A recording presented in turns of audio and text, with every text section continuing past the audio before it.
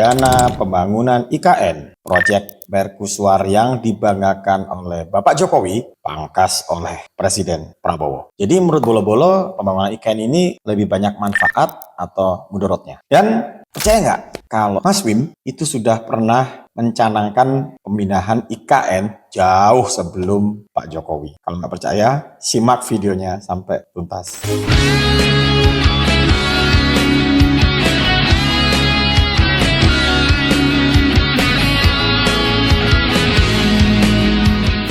Nah, ini sebetulnya sudah terjadi lebih dari 1 bulan yang lalu ya. Semoga materinya belum basi untuk kita bahas ya. Jadi pada tanggal 22 Januari 2025, Presiden Prabowo menerbitkan instruksi nomor 1 tahun 2025 tentang efisiensi anggaran ya. Di mana ada konsekuensi di beberapa program pemerintahan ya. Salah satunya anggaran untuk IKN itu dibatasi. Jadi hanya sekitar 48,8 triliun untuk 5 tahun ke depan ya. Meskipun demikian, Presiden Prabowo tetap berkomitmen untuk melanjutkan pembangunan ibu kota baru ya, walaupun dengan prioritas yang berbeda. Dan ini adalah keputusan rasional yang perlu kita apresiasi. Wait, saya nggak anti sama IKN loh ya. Bahkan ya, saya mau tunjukkan bahwa saya sudah pernah menulis tentang pemindahan ibu kota Indonesia tahun 2016. Nah ini ya, jadi saya ambil screenshot tulisan saya yang pernah saya tulis di grup diskusi yang namanya Jernih ya di Facebook. Nah jadi Bolo-Bolo bisa lihat ya, di situ tanggalnya tahun 2016. Nah di mana di situ saya menuliskan tentang berbagai dasar-dasar pemikiran pentingnya memindahkan ibu kota negara ya. Dan mulai dari isu Jakarta yang sedang tenggelam, kemudian isu tentang bagaimana mengatasi penggundulan hutan besar-besaran di Kalimantan, dan kemudian bagaimana isu pemerataan penduduk Indonesia ya. Bahkan Bolo-Bolo kok lihat fotonya ini yang saya pakai ini, coba bandingkan deh dengan desain IKN yang sekarang. Mirip ya. Dan saya nggak tahu kok poin-poin yang saya tulis di Facebook itu kok juga secara umum cukup mirip ya ketika saya baca blueprint dari pembangunan IKN yang dirilis oleh Presiden Jokowi itu 2019, jadi 3 tahun setelah saya menulis itu. Bahkan pada saat saya masih SMA ya, jadi tepatnya tahun 98, itu saya juga sudah pernah menghayal bahwa ibu kota negara ini akan pindah ke Kalimantan. Saya akan berikan cuplikan ya video call saya dengan sahabat saya waktu SMA. Kamu sudah bilang ibu kota Jakarta itu sebetulnya lebih cocok sudah dipindah ke Palangkaraya ya. Nggak tahu kamu punya ide seperti itu dari mana, tidak ngerti.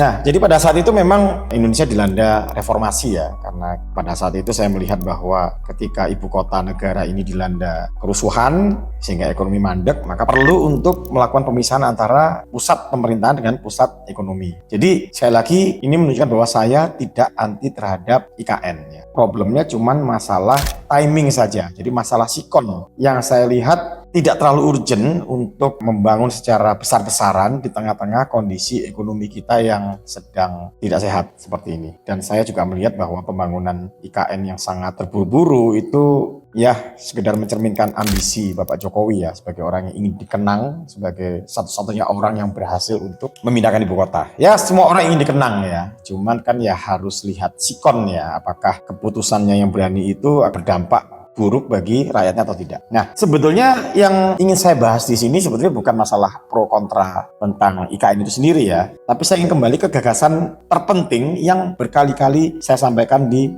channel ini, yaitu tentang gagasan kembali menjadi bangsa Indonesia, yaitu kembali kepada tujuan awalnya NKRI ini didirikan. Nah, di mana itu diwujudkan dengan salah satunya kita harus mengembalikan negara ini sesuai rel awal yang dirancang oleh Pandiri, yaitu para pendiri Republik Indonesia. Nah, hal-hal terkait hajatan besar suatu negara, katakanlah pemindahan ibu kota. Ya, pemindahan ibu kota ini kan salah satu hajatan yang jelas besar ya. Itu kalau menurut Bolo-Bolo, hajatan sebesar itu harus muncul dari inisiasi siapa coba? Ayo, sudah pasti hajatan yang menyangkut bangsa dan negara, apalagi pengaruhnya akan jauh ya ke depan, itu harus muncul dari kehendak rakyat ya. Jadi bukan dari kehendak para pemenang pemilu. Nah, seperti itu. Nah, jadi terkait dengan pemindahan IKN, ya, sekarang saya tanya, apakah pada saat Bapak Jokowi berambisi untuk memindahkan ibu kota dari Jakarta ke Kalimantan? Nah, pertanyaannya pada saat itu, apakah rakyat pernah diajak bicara? Oh, pernah.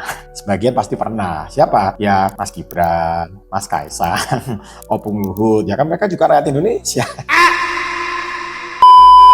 Tapi sebagian besar enggak ya. Jadi bahkan pada saat itu pemindahan ibu kota negara itu tidak masuk dalam visi misi yang dicanangkan oleh Pak Jokowi ketika maju di Pilpres 2019. Tapi ternyata cukup mengagetkan semua. Jadi di awal-awal ketika beliau menjabat untuk di periode kedua, maka ide itulah muncul ya. Jadi kembali ke apa yang saya sampaikan sebelumnya. Jadi hajatan-hajatan besar itu memang harus merupakan kehendak rakyat ya. Hajatan besar itu misalnya apa? Misalnya pindah IKN misalnya, atau ganti nama ya, ganti nama, katakanlah Indonesia mau diganti menjadi Nusantara misalnya gitu ya, atau ganti bendera misalnya, atau ganti bentuk pemerintahan ya, katakanlah kita mau berubah dari republik ke kerajaan atau menjadi khilafah. Nah, semua itu sah-sah saja asalkan memang merupakan keinginan dari rakyat ya. Cuman pertanyaannya, ini kan rakyat yang mana ya? Jadi rakyat mana yang harus didengarkan? Kan nggak bisa katakanlah, nah misalnya saya Mas Wim ini mau mengubah bendera ya, benderanya merah putih tapi dibuat kotak-kotak kayak susu bendera kayak gitu. Terus mengatasnamakan rakyat kan nggak bisa gitu kan? Ya, jadi ketika berbicara rakyat ini rakyat dalam bentuk apa? Nah maka Bolo-Bolo bisa coba untuk tonton ya episode ke-20 ya dari channel ini, di mana saya membahas tentang sebuah konsep unik yang dimiliki oleh Republik Indonesia yang bernama MPR. Nah, jadi kalau kita berbicara suara rakyat seperti apa yang harus dijalankan oleh negara atau pemerintahan, tentu saja adalah suara rakyat yang dicanangkan melalui keputusan dari MPR. Nah, ini gambaran sekilas ya. Jadi dimensi dari Indonesia ini, di situ kan kita mengenal ada bangsa, ada negara, ada pemerintahan ya. Jadi bangsa, negara, pemerintahan itu adalah tiga hal yang berbeda. Katakanlah kita mengkritik pemerintahan ya, bahkan sampai pada tahapan menjungkalkan pemerintahan. Itu bukan berarti kita membenci negara sebetulnya kan ya, karena itu adalah tiga hal yang harus kita pisahkan. Nah, jadi kita tahu pemerintahan itu ya presiden beserta jajaran eksekutifnya ya. Kemudian kalau negara, yaitu tadi negara ini kan namanya NKRI, kita punya undang-undang dasar, kita punya sistem pemisahan kekuasaan mulai dari legislatif, eksekutif, yudikatif, seperti itu. Kita punya lambang negara, punya bendera, itu yang namanya negara. Tapi ada yang namanya bangsa. Ya, bangsa itu adalah rakyat Indonesia yang merupakan pemilik sah dari rumah kita bersama yang namanya NKRI. Nah, Bolo-Bolo tentunya memahami bahwa negara kita itu menerapkan sistem pemisahan kekuasaan yang disebut sebagai trias politika ya, sebagaimana negara-negara demokrasi pada umumnya. Di situ ada legislatif ya, yang diwakili oleh DPR, kemudian ada eksekutif ya, presiden dan jajarannya itu, kemudian ada yudikatif ya, kehakiman ya. Tapi sebetulnya kalau kita melihat pada sejarah berdirinya Republik Indonesia dan kemudian kita melihat pada Undang-Undang Dasar 45 ya, terutama di pasal 1 ayat 2 yang orisinil, di situ kita tahu bahwa MPR ini menempati posisi yang tertinggi dalam tatanan berbangsa dan bernegara gitu loh. Di situ dikatakan bahwa kedaulatan ada di tangan rakyat dan dilakukan sepenuhnya oleh MPR. Nah, dalam konsepsi Indonesia yang asli, MPR itu lembaga tertinggi yang dia membawahi legislatif, eksekutif, dan yudikatif. Nah, oleh karena itu, sebetulnya kalau kita melihat pada konsepsi asli Republik Indonesia, tentu saja sebelum Undang-Undang Dasar 45-nya diamandemen ya di tahun 2000-an, sebetulnya Republik Indonesia ini menganut prinsip pemisahan tetras politika.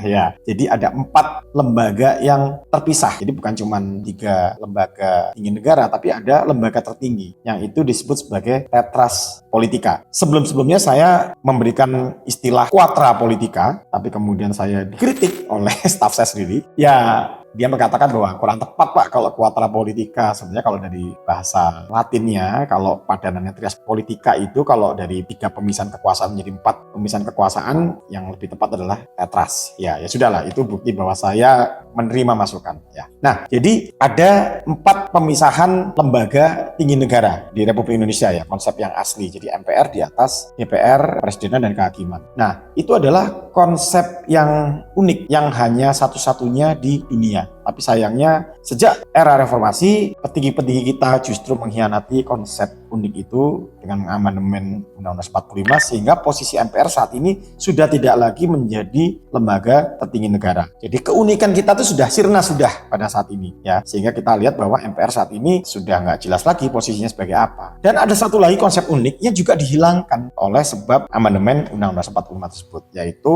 yang tercantum di pasal 3 yang dinamakan sebagai GBHN. Nah, ini yang generasi-generasi lawas ini biasanya tahu, kalau Gen Z biasanya nggak tahu tahu ya, jadi GBHN itu garis-garis besar haluan negara. Jadi GBHN ini adalah produk dari MPR. Jadi MPR itu bersidang, itu sebelum mengangkat presiden, mereka harus menetapkan namanya GBHN terlebih dahulu. Nah, GBHN ini kan munculnya dari MPR. MPR ini kan adalah perwujudan dari rakyat Indonesia. Nah, maka bisa dikatakan apa? GBHN itu adalah platform bernegara ya, atau bisa dikatakan politik kerakyatan yang menjalankan hajatan rakyat gitu loh. Nah, jadi artinya karena GBHN ini kan disusun oleh anggota-anggota MPR yang terdiri dari berbagai utusan daerah dan utusan golongan ya, maka GBHN ini mencerminkan kehendak rakyat ya. Jadi katakanlah kayak misalnya pemindahan ibu kota gitu ya, yang hajatan yang sangat besar seperti itu harusnya muncul dari GBHN ya, harusnya muncul dari kehendak rakyat di MPR yang tertuang dalam GBHN, pemindahan ibu kota itu. Nah, di sini presiden ya tinggal menjalankan mandat rakyat ya, mandat rakyat yang terwakili di MPR itu untuk menyukseskan GBHN. Nah, salah satunya katakanlah di dalam GBHN itu ada pemindahan ibu kota negara misalnya. Itulah kenapa di zaman Pak Harto ya kan terkenal dengan istilah presiden adalah mandataris MPR. Presiden itu hanyalah pemegang mandat dari MPR, pemegang mandat dari rakyat. Jadi dia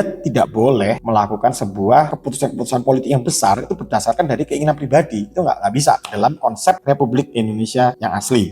Itulah kenapa sebetulnya hal ini sangat bagus ya untuk dijalankan. Karena apa? Karena beban hajatan rakyatnya itu muncul dari MPR. Jadi muncul dari rakyat itu sendiri. Yang artinya itu bisa meminimalisir friksi di kalangan rakyat gitu kan. Jadi meminimalisir pro dan kontra. Katakanlah IKN ini kan, ya kan kita masih ingat ya kemarin yang para pendukungnya Pak Jokowi kan waduh membela mati-matian tentang IKN, membangga-banggakan. Sementara yang hatersnya Pak Jokowi juga membenci mati-matian gitu kan, menolak gitu kan. Akhirnya terjadi perdebatan sengit ya, ilo-iloan lah kalau orang Jawa bilangnya di sosial media, yang satu pro IKN, satu anti IKN, yang pada dasarnya itu ya cuman karena yang satu pro Pak Jokowi, satunya anti Pak Jokowi gitu kan. Nah, tapi kalau kita bayangkan apabila hajatan-hajatan besar itu kembalikan pada kehendak rakyat yang kemudian tertuang dalam GBHN, itu artinya presiden hanya sekedar menjalankan mandat rakyat yang ada di GBHN. Artinya ketika presiden memutuskan untuk mengeksekusi pemindahan ibu kota negara, yaitu karena presiden menjalankan mandatnya rakyat yang tertuang di GBHN itu tadi. Nah, selain itu pentingnya bahwa hajatan-hajatan besar negeri ini tertuang dalam GBHN adalah apa? Itu untuk memastikan pembangunan-pembangunan besar itu bisa berkesinambungan ya, seperti itu. Nah, karena apa? Katakanlah sekarang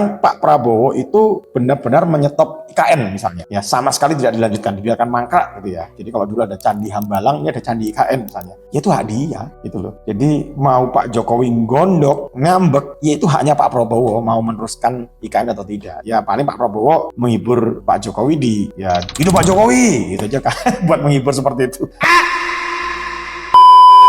Jadi artinya kalau program pemindahan ibu kota ini sudah masuk ke GBHN, ya ini harus dilanjut ya, siapapun presidennya. Jadi itu artinya setiap presiden juga bisa lebih tenang ya, jadi tidak ada gerusa-gerusu untuk bagaimana menyelesaikan sebuah proyek besar harus di masa pemerintahannya, karena ini sudah terjamin. Jadi katakanlah pembangunan ini berlangsung 25 tahun, ya sudah ketika sudah masuk GBHN, nanti presidennya mau ganti setiap 5 tahun pun itu harus melaksanakan mandat rakyat yang tertuang di GBHN. Jadi walaupun ya katakanlah kan memang terkadang ada situasi dan kondisi di mana presiden harus membuat sebuah kebijakan yang mungkin agak melenceng ya dari keinginan yang tertuang dalam mandat rakyat. Katakanlah ada suatu masa di mana anggaran negara ini benar-benar krisis sehingga selama 5 tahun ke depan tidak dimungkinkan untuk melanjutkan pembangunan IKN, sehingga pada saat itu presiden melakukan kebijakan pengetatan anggaran ya. Itu ya bisa saja paling-paling nanti di sidang ya, ketika MPR melihat loh ini presiden kok nggak melanjutkan mandat rakyat tentang pemindahan ibu kota. Nah, nanti ketika presiden sidang, ya dia tinggal menjelaskan bahwa kondisi negara seperti ini, keuangan lagi krisis, ya kalau memang alasan-alasan tersebut bisa diterima oleh MPR, ya sudah,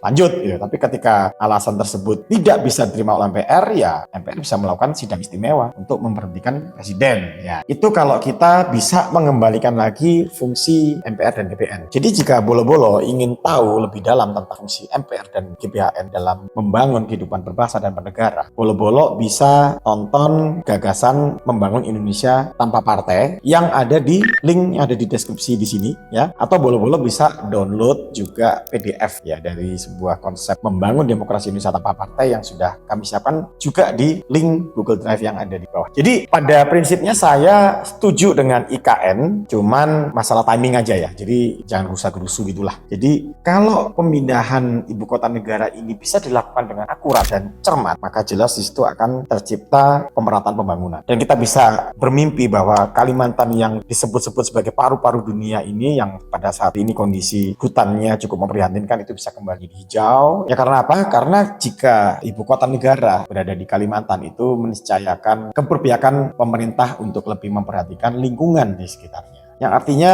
kita boleh cukup yakin bahwa pemindahan ibu kota baru ini seperti yang saya tulis di sosmed ini ya. Jadi bukan hanya menuju ibu kota Indonesia baru, tapi kalau kurungnya dihilangin, kita akan bisa menyaksikan impian menuju Indonesia baru.